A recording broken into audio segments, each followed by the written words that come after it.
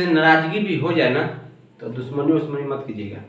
उस पर बहुत टाइम वेस्ट होता है, बहुत टाइम खर्च होता है। सबसे अच्छा है इग्नोर कर दीजिए। जिक्र क्या जुबां पे नाम नहीं, और इससे बड़ा कोई इंतकाम नहीं। सोचिए ही मत, अपने आगे बढ़ते रहिए और मस्त रहिए। नमस्कार, जय हिंद। मैं विश्राम सिंह आप लोग के सामने आज के अपने यूट्यूब चैनल टारगेट विद विश्राम सिंह में स्वागत है। तो आज हम एक बहुत बड़ी टॉपिक लेके आए हैं, बहुत ही बेसिक टॉपिक है जो हर एक छात्र को जानने चाहिए। और जो भी छात्र छात्राएं अगर किसी भी चीज़ की, किसी भी कंपटीशन की तैयारी कर रहे हैं तो उनके लिए तो ये रामबाण है, और रामबाण से कहीं कम नहीं है। क्योंकि बेसिक चीज़ जानना ही, इसलिए कि बेसिक बहुत मजबूत करना ये बहुत कंपलसरी हो जाता है। क्योंकि बेसिक ही आपको एक पिलर की तरह काम करता है। अगर बिल्डिंग को खड़ा करना है तो उसकी पिलर को मजबूत होना बहुत ज़रूरी है। अगर आप किसी कंपटीशन को क्रैक करना चाहते हैं तो आपको बेसिक जो भी चीज़ है ना उसके ज्ञान होना बहुत ज़रूरी है। तो आज हम एक पढ़ेंगे विधेयक, कोई भी विधेयक वो कानून कैसे बन जाता है। किसी भी विधेयक को कानून बनने तक क्या क्या झेलना पड़ता है, क्या क्या समस्याएं झेलना पड़ता है, और वो कोई भी विधेयक इतनी आसानी से तो कानून बन जाता नहीं होगा। तो उसी विधेयक पर हम बात करेंगे, उसी ड्राफ्ट पर बात करेंगे, उसी मसौदा पर बात करेंगे कि आखिर कानून तक पहुंचने के लिए उसको किस किस फेज से गुजरना पड़ता है और कोई भी कानून कैसे बन जाता है, उस पर ही हम आज दोस्तों बात करेंगे। और आइए आज हम बात करते हैं कि विधेयक, कानून या एक्ट कैसे बनता है, क्यों बनता है, उस पर हम बात करेंगे।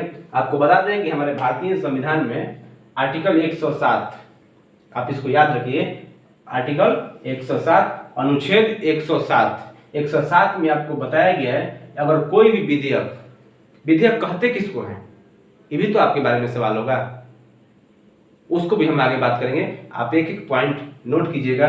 विधेयक को पूर्व स्थापन, ये टेक्निकल वर्ड है, पूर्व स्थापन, कोई भी ड्राफ्ट को इंट्रोड्यूस, किसी भी विधेयक को इंट्रोड्यूस कैसे किया जाता है और पारित करने की क्या विधि है संसद में, उसी को हम 107 आर्टिकल 107 में जानेंगे।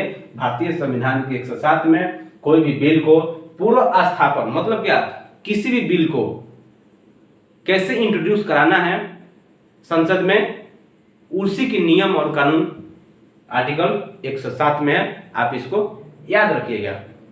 दोस्तों हम बता दें, अगर कोई भी किसी भी क्षेत्र में अगर आपको कानून लाना है, मान लीजिए गृह मंत्रालय के क्षेत्र में कानून लाना है या रक्षा मंत्री के क्षेत्र में कानून लाना है, तो सबसे पहले कोई भी कानून बनाने के लिए, ऐसे तो है नहीं कि कोई भी एक आम आदमी कानून बनाने लग जाए, ऐसे नहीं है। एक पढ़ा लिखा विद्वान आदमी, जो भी अधिकारी होते हैं, एक ग्रेड के जो भी अधिकारी, यूपीएससी क्वालिफाइड जो भी अधिकारी होते हैं ना, जो मंत्री के नीचे काम करते हैं, वो पहले एक ड्राफ्ट तैयार करते हैं।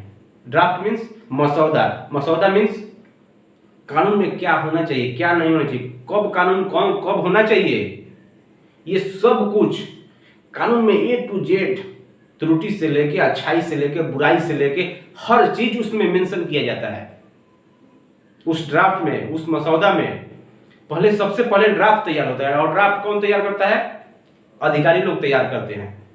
और मान लीजिए किसी रक्षा से संबंधित ड्राफ्ट है, या गृह मंत्रालय से संबंधित ड्राफ्ट है, या फाइनेंशियल से संबंधित ड्राफ्ट है। अगर रक्षा मंत्रालय से संबंधित कोई ड्राफ्ट है, कोई बिल है, कोई कानून आ रहा है, तो रक्षा मंत्री को सौंप देंगे अधिकारी लोग। ड्राफ्ट तैयार कर लिए, तो वहीं यहाँ पर बोला गया कि सबसे पहले दोस्तों ड्राफ्ट को रेडी किया जाता है। ड्राफ्ट रेडी हो गया अधिकारी के थ्रू, अधिकारी सौंप दिए रक्षा मंत्री को, और रक्षा मंत्री क्या करते हैं, लोकसभा में, संसद में जाते हैं, लोकसभा में जाते हैं, और लोकसभा में सबको एक एक पर्ची दे देते हैं। ड्राफ्ट की जो भी वो कॉपी होती है ना, जीरोक्स कॉपी, सबको दे देते हैं और सबको बोलते हैं कि सब लोग आप लोग पढ़ो और देखो इसमें क्या है। संसद में गए, संसद में, लोकसभा में ये दे दिए एक। और आपको पता होगा कि संसद किसको बोलते हैं, जिसका 3 अंग होते हैं, लोकसभा, राज्यसभा और राष्ट्रपति। ये 3 अंग होते हैं संसद की। तो राष्ट्रपति, रक्षा मंत्री लोकसभा में गए और लोकसभा में सबको एक एक पर्ची बांट दिए वो ड्राफ्ट का, वो मसौदा का। अभी वो विधेयक नहीं है, वो ड्राफ्ट है, एक मामूली सी एक ड्राफ्ट है। A4 पेपर का एक ड्राफ्ट है जिसमें पूरे नियम कानून लिखे हुए हैं शुरू से लेके अंत तक।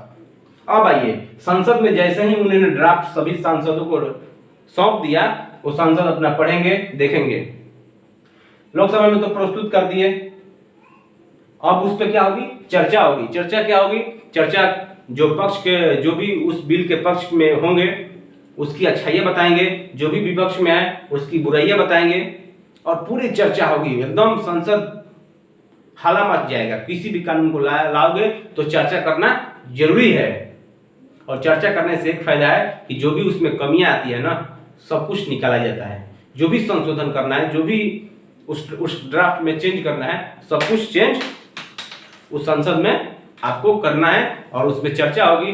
चर्चा मान लीजिए लोकसभा में चर्चा हो गई, चर्चा होने के बाद में क्या होता है? अगर चर्चा हो गई उसके बाद मतदान होगा, मतदान वोटिंग होगा कि कितने सांसद उस ड्राफ्ट के, उस बिल के पक्ष में है और कितने विपक्ष में है। वोटिंग हो गई।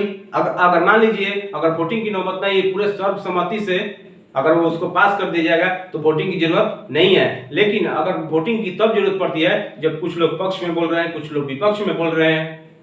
किसी को लग रहा है कि ये देश के लिए खतरा है, किसी को लग रहा है कि ये देश के लिए लाभदायक है, जिससे कृषि कानून था। किसी को लग रहा था कि ये देश के लिए, देश को आगे बढ़ाने के लिए कानून है। विपक्ष को लग रहा था कि नहीं, ये किसानों को तोड़ने का कानून है। तो ऐसा ही चर्चा होती है। चर्चा के बाद में अगर नौबत आती है तो मतदान होती है। मतदान में जितना वोट अगर ज्यादा पड़ रहा है तो समझिए कि वो बिल पारित हो गया लोकसभा से। यहीं से मतदान के बाद पारित कर दिया जाता है, पास कर दिया जाता है, भैया नेक्स्ट सदन में भेजिए इसको। तो जैसे ही यहाँ से पारित होता है ना, ये जो ड्राफ्ट था ये अब विधेयक बन जाता है। देखिए, जैसे ही एक सदन से पारित हुआ ये ड्राफ्ट अब विधेयक बन गया। अब यहाँ से ये ड्राफ्ट नहीं आएगा, अब यहाँ से बिल आएगा, बिल विधेयक। अब दूसरा विधेयक राज्यसभा में जाएगा। ऐसे ही राज्यसभा में अगर मान लीजिए ये जो भी बिल है वो अब राज्यसभा में गया, राज्यसभा में भी प्रस्तुत किया जाएगा।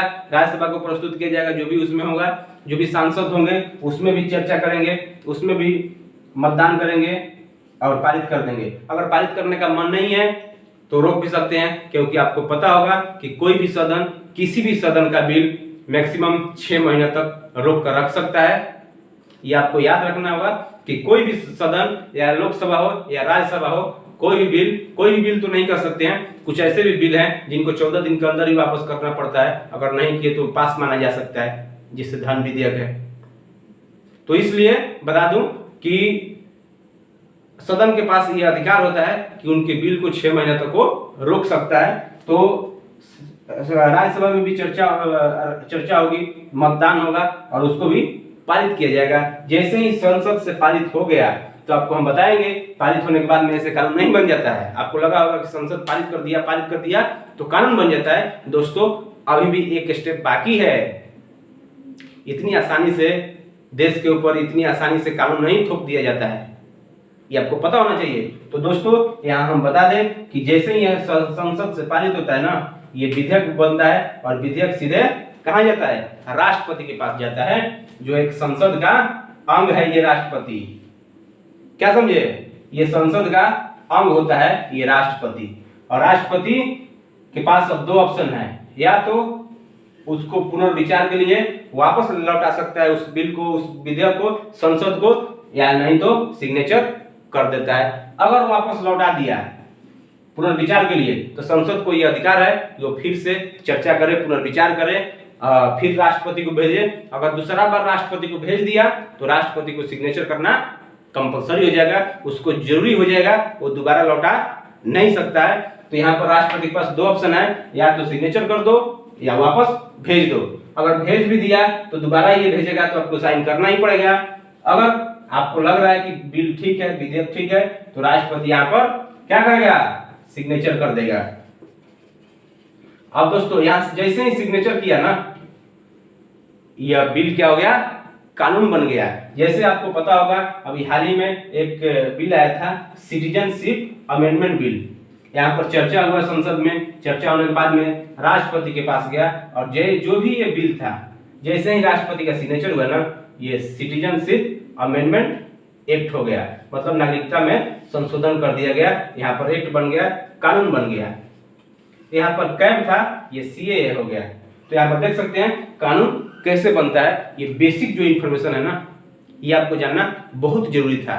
एक बात दिमाग में आपको और आएगा कि कोई भी बिल क्या लोकसभा में लाएंगे पहले कि राज्यसभा में लेके जा सकते हैं, ये बहुत दिमाग वाला बात है। तो नहीं दोस्तों, कुछ ऐसे भी बिल होते हैं जिसको पहले लोकसभा में लाना जरूरी होता है, और कुछ ऐसे भी बिल होते हैं जो पहले राज्यसभा में लाना जरूरी होता है। तो उसके बारे में भी हम बात कर लेते हैं। 3 ऐसे बिल हैं जिनको लोकसभा में हम पहले लाना एकदम कंपलसरी है, और 3 ऐसे हैं जो राज्यसभा में लाना कंपलसरी है। तो आइए स्टार्ट इन लोकसभा। सबसे पहले लोकसभा में क्या कौन सा बिल, जो बजट होते हैं ना, जो भी बजट आते हैं देश के, तो उसको सबसे पहले लोकसभा में हमको प्रस्तुत करना जरूरी होता है, क्योंकि पूरे देश का बजट है। और जो भी लोकसभा में जो सांसद बैठे हैं ना, वो देश से चुन कर गए हैं, निर्वाचित करके गए हैं। तो आप समझ सकते हैं उनकी जिम्मेदारी बनती है कि सबसे पहले हम देशवासियों के लिए बजट तैयार करें। तो ये लोकसभा ही तैयार कर सकती है, राज्यसभा नहीं कर सकती है। राज्यसभा तो बस मुहर लगाएगी, ठीक है तो ठीक है, जब तुमने कर ही दिया तो हम क्या करें, भेज देते हैं आप आगे। तो बजट जो भी है ये सबसे पहले लोकसभा में डाला जाता है, लोकसभा में चर्चा होती है, लोकसभा में पारित होती है। उसके बाद ऐसा नहीं कि लोकसभा में डाल दिए तो पारित हो गया और कानून बन गया, नहीं, राज्यसभा में भी जाएगा और राज्यसभा में भी चर्चा होना है, क्योंकि राज्यसभा में जब तक चर्चा नहीं होगा ये बजट पास नहीं होगा, आप समझिए। उसके बाद दूसरा जो बिल है, विधेयक है, ये धन विधेयक है। धन विधेयक है या नहीं है, इसकी चर्चा लोकसभा अध्यक्ष करता है। हम एक टॉपिक लेके आएंगे कि धन विधेयक होता क्या है। आपके दिमाग में यही आता होगा कि धन विधेयक क्या है दोस्त, आखिर धन विधेयक बोलते किसको है, तो इसकी भी एक हम टॉपिक लेके आएंगे, उस वीडियो में बताएंगे। तो पहले आप जान लो कि एक बजट है, दूसरा धन विधेयक है, इसको लोकसभा में हम डालते हैं। और तीसरा वित्त विधेयक। वित्त विधेयक भी पार्ट 1 और पार्ट 2 है। अब देखिए यहाँ पर, तो जो वित्त विधेयक पार्ट 1 है, वित्त विधेयक मतलब फाइनेंशियल बिल, फाइनेंशियल बिल जो भी होते हैं वो पार्ट 1 और पार्ट 2 होते हैं। जो भी पार्ट 1 है ना, इसको हम लोकसभा में पहले पेश करते हैं, लोकसभा में प्रस्तुत करते हैं। और पार्ट 2 है, इसको हम किसी भी सभा में प्रस्तुत कर सकते हैं, किसी भी सदन में डाल सकते हैं। तो जो भी ये पार्ट 1 है फाइनेंशियल बिल का, इसको हम लोकसभा में पहले स्टार्ट करते हैं। अब आइए राज्यसभा में कि ऐसे कौन कौन से बिल है जो हम राज्यसभा में प्रस्तुत करते हैं। तो देखिए, एक आइए अखिल भारतीय सेवा। अखिल भारतीय सेवा आप समझ सकते होंगे, जो भी देश लेवल पर आपको बताया कि अखिल भारतीय सेवा हम किसको कहते हैं। भारतीय संविधान के आर्टिकल 312 में इसका चर्चा की हुई है। अखिल भारतीय केंद्र सरकार नियुक्त करती है और वेतन स्टेट देता है, राज्य सरकार देती है। यही होते हैं अखिल भारतीय सेवा, जिसमें आईएएस, डीएम, एसपी ये सब जो होते हैं ना, ये अखिल भारतीय सेवा पर काम करते हैं। तो ये जो भी अखिल भारतीय सेवा है ना, ये अगर इसको बनाना है, कुछ भी करना है, कानून बनाना है इसके संबंध में, तो सबसे पहले राज्यसभा में इसको प्रस्तुत किया जाएगा। क्योंकि ये राज्यों का प्रतिनिधित्व करते हैं राज्यसभा, और ये काम करते कहाँ, राज्यसभा में, राज्य में काम करते हैं। इसलिए इनको स्टार्ट इन राज्यसभा, अखिल भारतीय सेवा जो भी है, इनमें कानून बनाना है, चेंजेज करना है, कुछ भी करना है, आपको राज्यसभा में प्रस्तुत करना होगा। दूसरा ये दोस्तों, राज्य सूची में कानून बनाने का अधिकार। आपको पता होगा कि 3 सूची होती है, एक संघ सूची, राज्य सूची और समवर्ती सूची। तो केंद्र सूची में केंद्र को अधिकार है कानून बनाने का, राज्य सूची में राज्य को अधिकार है, और समवर्ती सूची में दोनों को अधिकार है, यहाँ केंद्र सरकार को भी, राज्य सरकार को भी। लेकिन दोस्तों यहाँ बोल रहा है कि राज्य सूची में कानून बनाने का जो भी अधिकार है वो राज्यसभा में पहले पेश किया गया है। इसलिए कि राज्यसभा में, इसलिए कि आपको पता होगा कि आपातकाल जो होता है ना, आपातकाल में राज्यसभा को अधिकार है कि 1 वर्ष के लिए राज्य सूची पर कानून बना सकता है। आप समझ गए होंगे। इसलिए राज्य सूची पर कानून बनाने का अधिकार तो राज्य को है, लेकिन यहाँ पर राज्यसभा आपातकाल में अगर जरूरत पड़ गई राज्य में कानून बनाने के लिए, तो 1 साल के लिए कानून बना सकता है। तो भी पुटअप कहाँ होगा, प्रस्तुत कहाँ होगा, राज्यसभा में। तीसरा ये उपराष्ट्रपति पर महाभियोग। ये महाभियोग क्या होता है, लतिया देना, भगा देना, क्या समझे, आप हटो, भागो, तुम्हारा काम नहीं है। तो आपको बता दें कि भारत के जो भी उपराष्ट्रपति होते हैं ना, वो राज्यसभा के सभापति होते हैं। और राज्यसभा के जब सभापति हो गए तो हटाने का अधिकार भी इनको ही है, राज्यसभा को है। तभी अगर उपराष्ट्रपति को हटाने का मन है, अगर वो काम अच्छे से नहीं कर रहे हैं या कुछ भी असंवैधानिक कुछ कार्य कर दिए या असमर्थ हैं या बीमार हैं या मृत्यु हो गई, उस स्थिति में हम महाभियोग लगा के और उसको हटा सकते हैं। जो भी असमर्थ हैं, काम नहीं कर सकते हैं या असंवैधानिक कुछ काम कर दिए हैं तो हम उनको भगा सकते हैं उपराष्ट्रपति के सभापति के पद से या उपराष्ट्रपति के महाभियोग लगाकर। और वो भी जो भी चर्चाएं होंगी ना, जो भी ये ड्राफ्ट आएगा वो आएगा राज्यसभा में और राज्यसभा उसको पारित करेगी। उसके बाद लोकसभा में जाएगा, लोकसभा के बाद राष्ट्रपति के पास जाएगा और उपराष्ट्रपति को बोला जाएगा भैया तुम जाओ, तुम्हारा काम अब नहीं है। आप क्लियर समझ चुके होंगे। ये जो लोकसभा और राज्यसभा के जो भी विधेयक थे, जो भी बिल थे, आप इसको समझ चुके होंगे दोस्तों। और एक बात करते हैं, कुछ ऐसे टॉपिक है, अभी एक दो टॉपिक है ना, वो बहुत महत्वपूर्ण है। महत्वपूर्ण इसलिए है, आपको हम बता दें कि कभी कभी होती है ना, राज्यसभा एक अस्थायी सदन है और लोकसभा अस्थायी सदन है। आपको दोस्त हम बता दें कि जो भी लोकसभा है ना, जो भी लोकसभा है ये अस्थायी है, अस्थायी है और राज्यसभा अस्थायी है। आपको बता दें कि 5 साल से पहले भी भंग हो सकती है या 5 साल के बाद तो इसको भंग होना ही है लोकसभा को। तो ध्यान से आप सुनिएगा, 2 पॉइंट बहुत महत्वपूर्ण है, इसको आप ध्यान से सुनिएगा। यदि राज्यसभा कोई विधेयक को पारित कर दे, मान लीजिए कि राज्यसभा में कोई विधेयक गया और उस विधेयक को पारित कर दे और लोकसभा में भेजने से पहले ही मान लीजिए कि लोकसभा भंग हो गई, लोकसभा में बहुमत गिर गई या लोकसभा के 5 साल पूरा हो गई, वो भंग हो गई, तो क्या वो विधेयक रद्द माना जाएगा या राज्यसभा के द्वारा पारित माना जाएगा? ये सवाल है आपको। तो दोस्तों हम बता दें, यदि राज्यसभा से कोई विधेयक पारित हो जाता है और लोकसभा में भेजने से पहले ही लोकसभा अगर भंग हो गई तो विधेयक पारित माना जाएगा, विधेयक बचा रहेगा। कब तक? जब तक कि दूसरा लोकसभा चुन कर ना आ जाए और दूसरा लोकसभा रेडी ना हो जाए, तब तक वो विधेयक पारित माना जाएगा राज्यसभा से और विधेयक को जिंदा रहेगा। जैसे ही दूसरा लोकसभा आएगा उसको भी पारित करना है तो करेगा, नहीं करना है तो बहस करेगा, कुछ भी करेगा, उसका काम है। लेकिन राज्यसभा में जो भी विधेयक पारित हो गया है वो विधेयक पारित माना जाएगा, विधेयक खत्म नहीं होगा, विधेयक रद्द नहीं होगा, विधेयक समाप्त नहीं होगा, जब तक कि दूसरा लोकसभा वो चुन करना आ जाए। दूसरा आएगा फिर चर्चा करेगा। लेकिन उसके अपोजिट आइए, मान लीजिए कि कोई विधेयक लोकसभा ने पारित कर दिया हो, मान लीजिए कि 3 तलाक का विधेयक है, लोकसभा ने पारित कर दिया, क्या समझे? लेकिन आपको पता है कि कोई भी सदन उसको 6 महीने तक रोक सकता है, लेकिन राज्यसभा को भी भेज दिया। मान लीजिए लोकसभा पारित किया और राज्यसभा को भेज दिया, इसी बीच लोकसभा भंग हो गई, मान लीजिए लोकसभा भंग हो गई तो क्या होगा? तो वो भी विधेयक भंग माना जाएगा, वो भी विधेयक रद्द माना जाएगा, क्योंकि जिसने पारित किया है, जिसने पास किया वो तो खुद सरकार में नहीं है, तो उसकी विधेयक को हम लेके क्यों बैठे? लेकिन वही राज्यसभा में उल्टा है, क्योंकि राज्यसभा अस्थायी सदन है, राज्यसभा से विधेयक पारित हो गई तो पारित ही माना जाएगा, चाहे लोकसभा भंग हो या नहीं हो। दूसरा लोकसभा आएगा, उस पर चर्चा करेगा, उसको भी पारित करेगा, नहीं करना होगा तो नहीं करेगा, लेकिन वो पारित। लेकिन वही लोकसभा में उल्टा है, अगर लोकसभा से कोई विधेयक पारित होता है, लोकसभा भंग हो जाता है, तो राज्यसभा में वो विधेयक रद्द माना जाएगा। दूसरा लोकसभा आएगा, फिर से वो चर्चा करेगा। 2 पॉइंट आप समझ चुके हैं। और यहाँ देखिए ड्राफ्ट, आपको पता होगा कि डॉक्टर भीमराव अंबेडकर को हम लोग संविधान के पिता कहते हैं, संविधान की आत्मा कहते हैं, फादर ऑफ इंडियन कॉन्स्टिट्यूशन कहते हैं। क्यों कहते हैं दोस्तों? क्योंकि संविधान की बीज यहीं से बोई गई है, ड्राफ्ट कमेटी से। और हमारे डॉक्टर भीमराव अंबेडकर जी क्या थे? ड्राफ्ट कमेटी के अध्यक्ष थे। और ड्राफ्ट कमेटी में एक ही नहीं थे, मात्र 7 व्यक्ति थे ड्राफ्ट कमेटी में, और उसकी अध्यक्षता करते थे। और पूरे संविधान की मसौदा कैसे तैयार करना है, कहाँ क्या लिखना है, नहीं लिखना है, उन्होंने पूरे ड्राफ्ट लिखा था भारतीय संविधान का। आपको पता होगा कि हमारे 90% जो भी संविधान में लिए गए वो पूरे दूसरे देशों से लिए गए हैं। और डॉक्टर भीमराव अंबेडकर का कार्य क्या था? ड्राफ्ट तैयार करना, जो बेसिक चीज है ना उसको तैयार करना। और शुरू में मैं बताया था कि बेसिक चीज is the pillar of all student, all citizen, आप समझ सकते हो कि पूरे नागरिक के लिए या छात्रों के लिए बेसिक कोई भी हो, जानकारी हो, ज्ञान हो, इसको पढ़ना जरूरी होता है दोस्तों। तो विधेयक कानून कैसे बनता है आप समझ चुके होंगे। नेक्स्ट टॉपिक में हम आएंगे।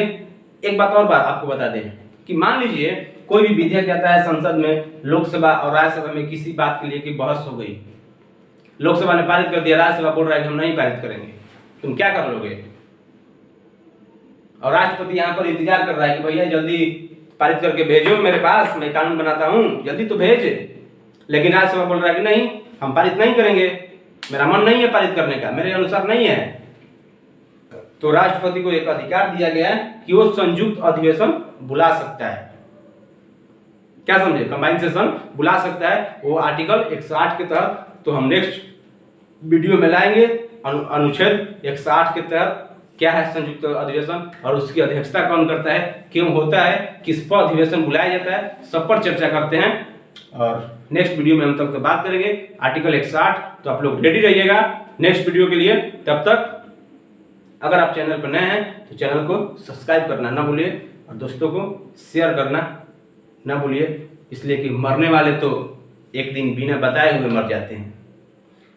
आप समझ सकते हैं कि मरने वाले तो बिना बताए हुए एक दिन मर जाते हैं। रोज तो वो मरता है जो खुद से ज्यादा किसी और को चाहता है। स्टूडेंट से ज्यादा रोज कोई नहीं मरता होगा दोस्तों, क्योंकि स्टूडेंट डेली मरता है, रोज मरता है, क्योंकि खुद से ज्यादा वो अपने फैमिली को चाहता है, अपने फैमिली को खुश करना चाहता है कि ऐसा क्या कर दें कि हमारे घर वाले खुश हो जाएं। तो यही कहना था। नमस्कार, जय हिंद, जय भारत। आप लोग बने रहिए वीडियो में, स्वस्थ रहिए और मस्त रहिए। दोस्तों मैं विश्राम सिंह, अगर आपको ये वीडियो अच्छा लगे, पसंद आए तो सब्सक्राइब कीजिए, लाइक कीजिए और बेल आइकन को दबाइए और आगे सब्सक्राइब करते रहिए, शेयर करते रहिए, अपने दोस्तों के पास पहुंचाइए ताकि हर वीडियो